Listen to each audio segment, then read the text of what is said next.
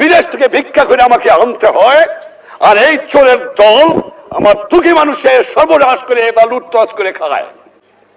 এই জন্য জীবনের যৌবন নষ্ট করি নাই, এই জন্য শহীদরা রক্ত দিয়ে যায় নাই যে কয়েকটা চোরাকার বাড়ি মুনাফাখোর ঘুষখোর দেশের সম্পদ বাইরে বাইর করে দিয়ে আসে, জিনিসের দাম গুদাম করে মানুষকে না খাওয়া মারে। উৎখাত করতে হবে বাংলার বুকের থেকে এদের। টাকা নাই, পয়সা নাই, চাল নাই, ডাল নাই, রাস্তা নাই, রেলওয়ে ভেঙে দিয়ে গেছে। আপনারা ভালো করে কাজ করেন, ঘুষ খাওয়াটা বন্ধ করেন, দুর্নীতি বন্ধ করেন।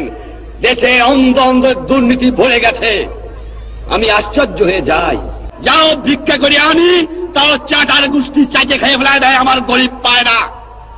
এত চোরের চোর কোথেকে যে পয়দা হয়েছে আমি জানি না। পাকিস্তানের সব নিয়ে গেছে, কিন্তু এই চোরটুক ফিরে গেছে আমার কাছে।